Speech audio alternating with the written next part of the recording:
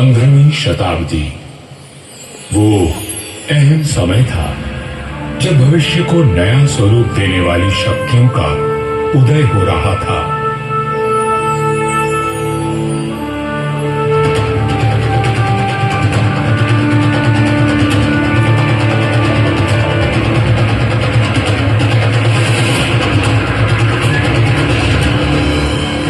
लोधी राजवंश ने दिल्ली की गद्दी संभाली।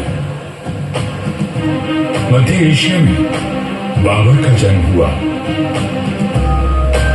और राठौड़ कुल गौरव राव जोधा जी ने मेहरानगढ़ दुर्ग की नींव डालकर जोधपुर नगर की स्थापना की। 1459 ईस्वी में बना मेहरानगढ़ उत्तर भारत की राजनीतिक सरगर्मियों का साक्षी भी रहा और केंद्र भी। जोधपुर के आकाश में राठौड़ राजवंश का तेजवान सूर्य दमका, जिसका उदय मंडोर में हुआ था। मेहरानगढ़ की उत्तर पश्चिम दिशा में करीब 9 किलोमीटर का फासला तय करेंगे तो मैं अपने बचे हुए अवशेषों के साथ आपका स्वागत करूंगा। मैं किला हूं मंडोर का। मैं इतना प्राचीन हूं कि मुझे किसने बनवाया, कब बनवाया, ये किसी को भी याद नहीं। मंडोर की भूमि से आज भी अतीत के सिक्के, मंदिर के अवशेष, तोरण द्वार, स्तंभ और उत्कृष्ट मूर्तियां प्राप्त होती रहती हैं। मंडोर संग्रहालय में प्राचीन भारत के सभी प्रतीकों को सहेज कर रखा गया है, ठीक वैसे ही जैसे मैंने अपने जीर्ण अवशेषों में अनेकों गाथाएं संभाल रखी हैं। अरावली की पहाड़ियों से घिरा मंडोर नगर मांडव्य ऋषि की तपोभूमि था और इसका प्राचीन नाम मांडव्यपुर था। महाभारत काल में यहां नागवंशियों ने राज किया और फिर गुप्त वंश ने इसे अपने बाहुबल से जीता।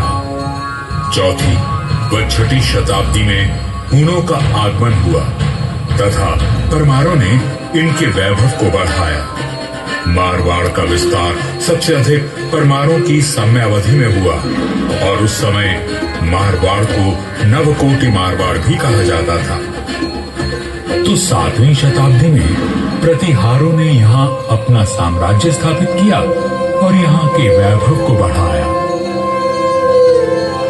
मेरे साथ चलिए उस बीते हुए काल में जब यहाँ तलवारें खड़कती थी, रणभेरी और नगाड़े कंपायमान होते थे, वीर हुंकार भरते थे और रणबांकुरों के जय घोष से आकाश गूंज उठता था। सन 1394 ईस्वी परिहारों की शक्ति अस्त हो रही थी। गुजरात के सूबेदार जफर खान ने दिल्ली की कमजोर सल्तनत के चलते मंडोर और नागौर को अपने कब्जे में ले लिया था। अब मेरी 4 दीवारी में परिहार नहीं, तुर्क आबसे थे। जफर खां का हाकिम ऐबक खां मंडोर दुर्ग का किलेदार था, जो आए दिन अपनी क्रूरता का प्रदर्शन करता रहता था। पीड़ित किसान मंडोर के इंदा परिहार के प्रधान वीरराव हेमा गहलोत के पास मदद के लिए पहुंचे। राव हेमा जी, ये तुर्क हमसे मनमाना लगान वसूल करते हैं।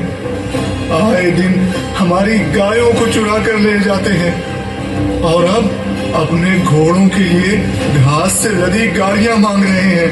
हम तो बर्बाद हो जाएंगे। अपनी शक्ति पर इतना अभिमान कि उसे 3 किसानों पर आजमा रहा है। भैरू जी की सौगंध, जुल्म करने के लिए अब ऐबक खां जिंदा नहीं बचेगा।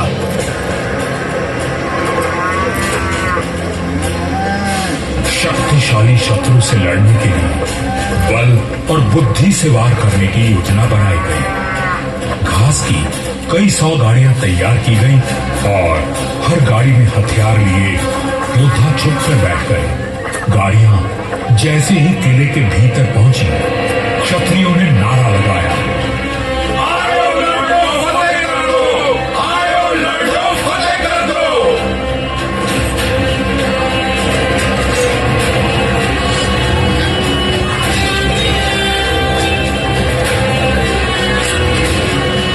इस अचानक हुए प्रहार से तुर्कों को संभलने का अवसर भी न मिला। वीर हेमा गहलोत, समरशूर राव चुंडा राठौड़ और मारवाड़ के वीरों की प्रतापी तलवारें लहराईं तो शत्रुओं के सिरों के ढेर लग गए।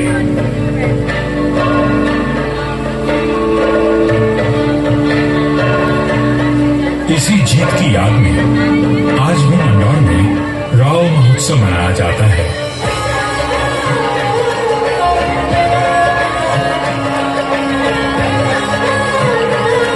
हर वर्ष होली के दूसरे दिन निर्भीक, साहसी हेमा गहलोत और सभी वीरों को याद किया जाता है और बाबा भैरवनाथ जी की पूजा की जाती है, जिनके आशीर्वाद से वीर विजय हुए थे। मंदौर विजय के बाद भी इंदा परिहार का मन अशांत था, क्योंकि ये नगर शत्रुओं से घिरा हुआ था। तब उन्होंने शक्तिशाली राठौड़ वंश को राज सौंपने का निश्चय किया। इंदा के मुखिया राय धवल ने अपनी पुत्री का विवाह राव चुंडा से करवाया और दहेज में मंदौर का दुर्ग दे दिया गया। राव हेमा गहलोत ने राव चुंडा का राज तिलक किया और भाटों में मंगल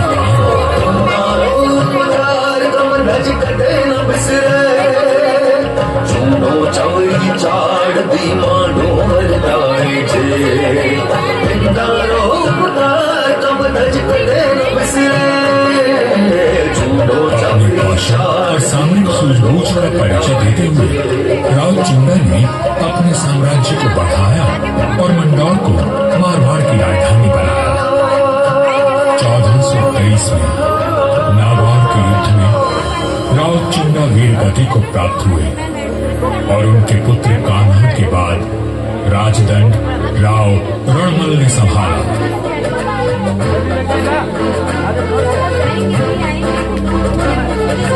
मारवाड़ और मेवाड़ में घनिष्ठ संबंध थे, परंतु मेवाड़ नरेश राणा कुंभा के कान भरने लगे।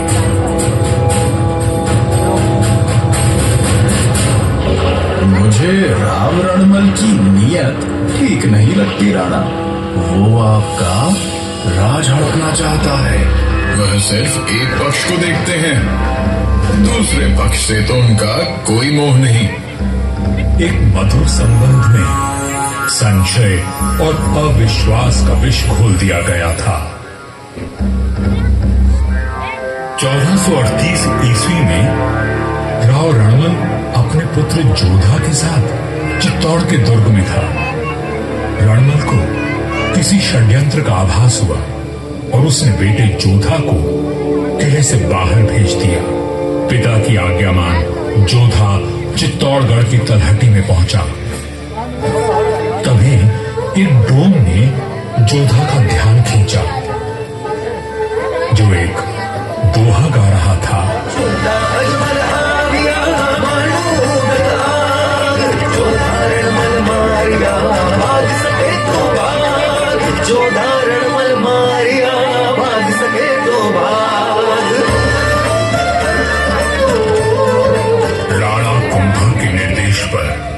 चुंडा ने राव रणमल की हत्या कर दी थी। पिता की हत्या का प्रतिशोध लेने की प्रतिज्ञा लेकर युवा जोधा मारवाड़ की ओर बढ़ चला, परंतु चुंडा उसका पीछा करता रहा। वह राणा कुंभा का ताऊ था और मारवाड़ का पुराना बैल। काल बनकर मेवाड़ की विशाल सेना जोधा के पीछे पड़ी थी और वीरों का वंशज अपने 700 स्वामी भक्त लड़ाकों के साथ उनसे जूझ रहा था। विपत्ति के हर बवंडर को साफ कर जब जोधा मंडोर पहुंचा तो उसके पास केवल 7 सैनिक बचे थे, पर चूंडा यहां भी आ पहुंचा।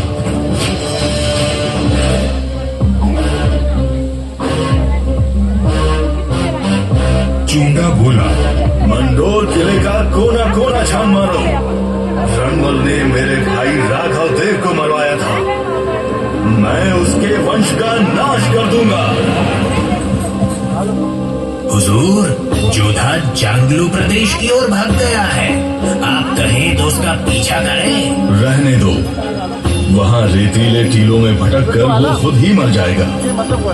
तुम राणा कुंभा के पास संदेश भिजवाओ, मंडोर पर अब हमारा राज है। पिता की निर्मम हत्या की पीड़ा और राज खो देने का अपमान लिए जोधा भटक रहा था। हर ओर शत्रु घात लगाए बैठे थे, पर जुझारू जोधा ने आस और विश्वास 10 मिनट और है, 10 मिनट और है। 15 वर्षों तक संघर्ष और अथक प्रयास करने के बाद जोधा ने दुर्भाग्य को जीत लिया।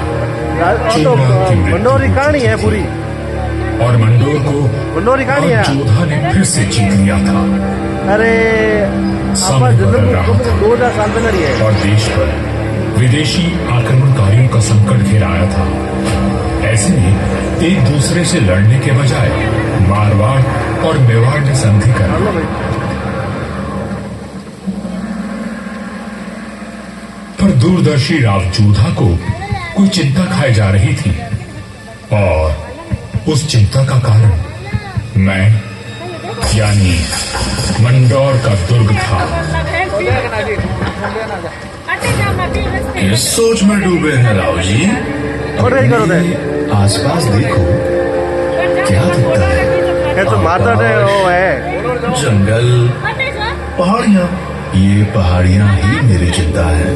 कई 100 साल पहले ये काफी ऊंची थी और किले तक पहुंचना कठिन था, पर भारी वर्षा और धूल भरी आंधियों ने इनका कद घटा दिया है। राव जोधा की बात पीड़ादायक परंतु सत्य थी। मैं भी अब बूढ़ा और कमजोर हो चला था, सो मेरा त्याग करके मेहरानगढ़ का निर्माण किया गया, और ये सही फैसला था। भारत में जब मुगलों का आगमन हुआ तो राठौड़ राजवंश ने उनसे सीधी टक्कर ली और हार माने बिना संघर्ष करते रहे। इस सब में मेहरानगढ़ ने प्रमुख भूमिका निभाई। जोधपुर का इतिहास प्रेरणादायक वीर गाथाओं से भरा हुआ है।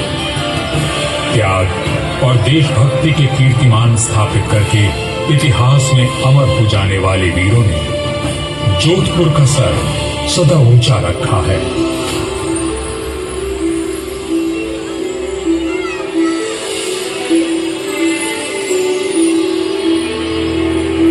इस धरती पर जन्मे सपूत अपनी भुजाओं में इतना बल रखते थे कि मातृभूमि की रक्षा कर सके, तभी इनकी छत्र छाया में इनकी प्रजा सुखी और समृद्ध हुई।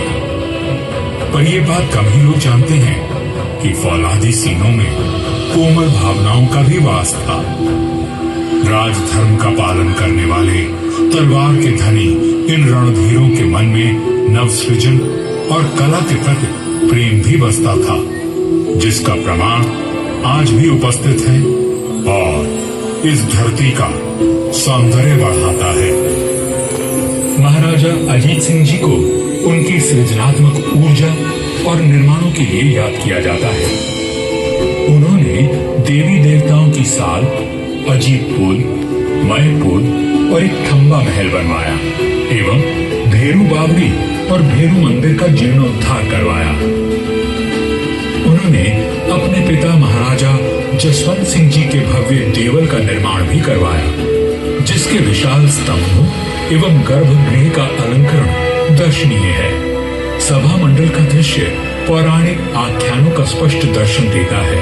प्रस्तरों पर उत्कीर्ण भाव भंगिमाएं शिल्पकला का श्रेष्ठ उदाहरण है। महाराजा जसवंत सिंह जी द्वितीय ने मंडौर को दर्शनीय बनाने पर विशेष ध्यान दिया। उन्होंने मंडोर बाग में 100 से अधिक प्रजाति के वृक्ष लगवाए जो उद्यान की अहमियत को और अधिक सुंदरता प्रदान करते हैं।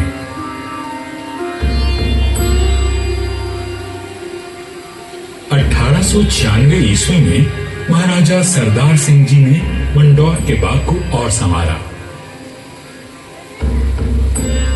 महाराजा उम्मेद सिंह जी के समय 1923 और 1947 के बीच मंडोर उद्यान को आधुनिक रूप देने हेतु कई कार्य करवाए गए, जैसे नागादरी नहर का जीर्णोद्धार, देवलों व महलों के पास सुंदर बाग विकसित किए गए। इसके साथ ही 4 दीवारी व दोनों मुख्य द्वारों का निर्माण हुआ। मारवाड़ नरेश राव गांगा राठौर जी ने कहा था, नाम तो गीतरा या भीतरा सूर्य। युगों तक मनुष्य की ख्याति या तो साहित्य सृजन से अथवा बड़े बड़े निर्माण कार्यों से रहती है। राठौड़ राजवंश अपने पराक्रम और निर्माण के लिए अमर रहेगा। मंडौर में स्थित थड़ों एवं देवलों पर बनी अद्भुत मूर्तियां शिल्पकला की नायाब मिसाल है। मारवाड़ के सर्वाधिक शक्तिशाली नरेश राव मालदेव जी से लेकर महाराजा अजीत सिंह जी के देवल आज भी सुंदर नक्काशी एवं बेजोड़ वास्तुकला की छाप छोड़ते हैं।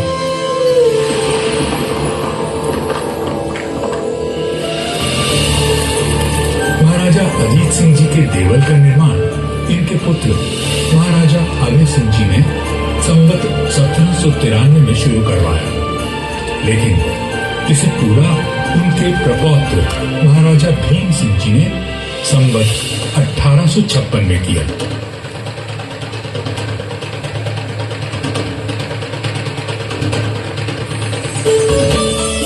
यह राजस्थान के समस्त देवलों में न केवल भव्यतम है, बल्कि अपनी कलात्मकता को सहेजे तत्कालीन शिल्प कला का विलक्षण उदाहरण है। 4 भव्य द्वारों एवं 4 सभा मंडपों से सज्जित यह देवल शैव धर्म की महत्ता को दर्शाता है।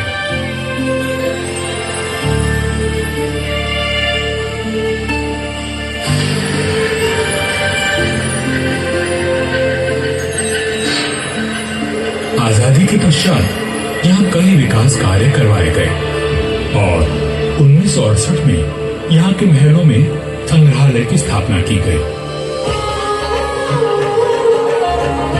यहाँ जन्मे वीरों और स्वामी भक्तों की मिसाल युगों तक कायम रहेगी। जब वीरपुरी और नाग पंचमी को यहाँ विशाल जनसमूह उमड़ता है, तो आज भी हमारे आत्मीय संबंध जीवंत हो उठते हैं।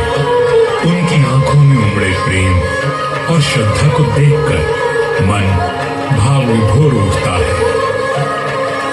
सदियों के संबंध आज भी अटूट हैं। मुझे तो समय की आंधी ने नष्ट कर दिया, पर मंडौर के देवल, मंदिर, छतरियों और बाग को संभाल कर रखना इस पीढ़ी का कर्तव्य है।